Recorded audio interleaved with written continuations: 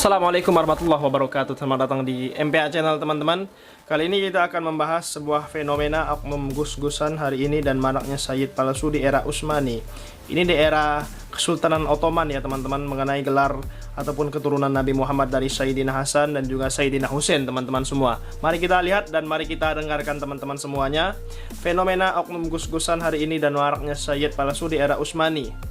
Maka ceritakanlah kepada mereka kisah-kisah itu agar mereka berpikir. Quran Surah Al-A'raf ayat 176.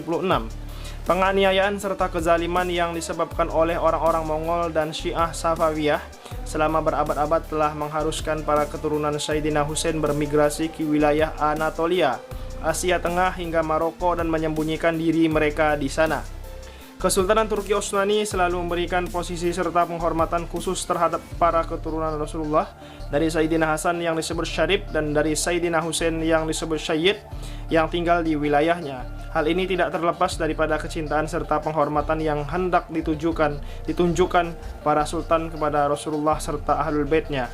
Cintailah Allah karena dialah yang telah mengkaruniakan nikmat-nikmatnya kepada kalian. Cintailah aku karena kalian mencintai Allah, dan cintailah ahlul baitku karena kalian mencintaiku. Hadis riwayat Tirmizi Manaqib 31 3789. Sejak periode kekhalifahan Abbasiyah oleh Khalifah Mutawakkil tahun 847 sampai 861, ditunjuklah seorang petugas khusus Naqib yang bertugas untuk mengurusi para keturunan Rasulullah ini. Hingga pada era Khalifah Al-Ma'mun diperkenalkanlah tradisi untuk mengenakan pakaian hijau kepada mereka yang memiliki status tersebut untuk membedakannya dari masyarakat. Sedangkan gelar Syarif dan Sayyid sendiri mulai diperkenalkan oleh Kesultanan Mamluk untuk membedakan antara keduanya. Sedangkan di era Kesultanan Utsmaniyah atau Ottoman, seorang petugas khusus bernama Nazir dibentuk oleh Sultan Yildirim Bayezid untuk mengamankan para keturunan Nabi Muhammad atau Rasulullah ini dalam setiap perjalanannya, guna mencegah adanya mara bahaya yang dapat menimpa mereka. Di Kesultanan Utsmaniyah juga mereka memiliki status keturunan Rasulullah akan diberikan sertifikat Syiadat Berati serta mendapatkan privilege khusus berupa pembebasan dari pajak serta bebas wajib militer. Sertifikat ini dapat diberikan kepada siapa saja yang mengajukan permohonan akan statusnya ke pengadilan dan mendapatkan 2 orang saksi untuk mendengarkannya. Untuk menjaga silsilah dari keturunan Rasulullah ini serta mencegah adanya upaya pemalsuan status oleh oknum-oknum yang hendak memanfaatkan privilege tersebut, Kesultanan Utsmani membentuk sebuah lembaga khusus yang diberi nama Naqibul Ashraf. Naqib al-Ashraf ya teman-teman. Di Kesultanan Utsmaniyah, Naqibul al-Ashraf ini dipilih dari kalangan Syarif maupun Sayyid itu sendiri, sebuah jabatan sekelas pegawai negeri. Jadi tugas-tugas para Naqibul al-Ashraf diantaranya: 1. Memberikan keputusan kepada mereka yang diakui sebagai Sayyid. Yang kedua, melawan orang-orang yang bukan Sayyid atau mutasyid dan mengajukan tuntutan hukum terhadap mereka yang diragukan sebagai Sayyid. Nomor 3, memastikan kelanjutan pembebasan pajak bagi para Sayyid. Nomor 4, mencatat kelahiran dan kematian para Sayyid, menyimpan buku-buku sadat. 5. Mencegah para Sayyid terlibat dalam usaha-usaha yang tidak sesuai dengan garis keturunan mereka. Berarti nggak boleh makan haram ya. Yang ke-6, mencegah para wanita sadat keturunan Sayyid menikah dengan pria yang bukan dari kalangan mereka. Nah, ini seorang syarifah teman-teman, dilarang menikah dengan orang yang bukan seorang Sayyid ya. Menyelidiki kasus-kasus Sayyid dan menghukum mereka yang terbukti bersalah. Baik prestise mereka dalam kehidupan sosial maupun hak-hak istimewa yang diberikan oleh negara membuat posisi Sayyid menjadi menarik.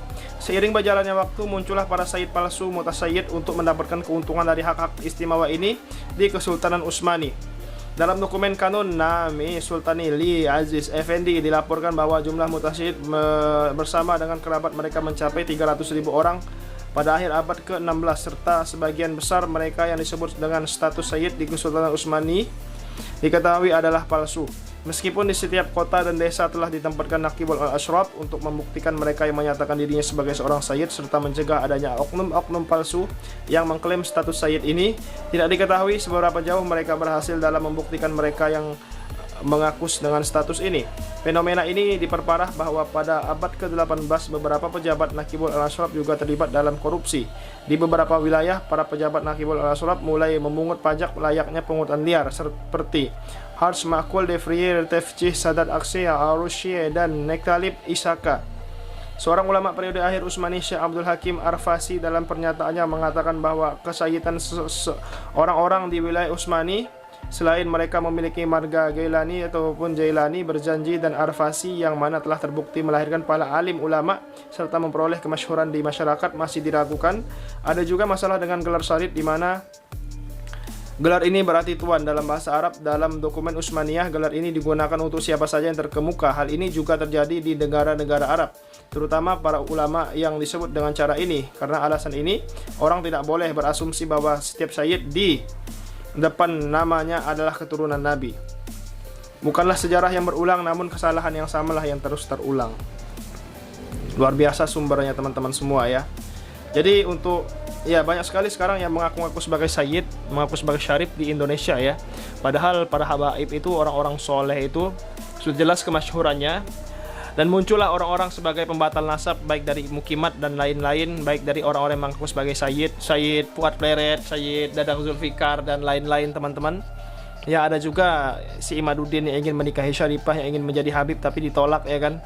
Nauzubillah summa nauzubillah min zalik teman-teman semuanya. Yang jelas kita tidak boleh ya meragukan kehabiban seseorang jika orang tersebut ilmunya tinggi dan juga akhlak adabnya itu sama seperti keturunan Nabi Muhammad SAW. Sekian video kali ini, terima kasih. Jangan lupa subscribe MPH Channel. Assalamualaikum warahmatullahi wabarakatuh.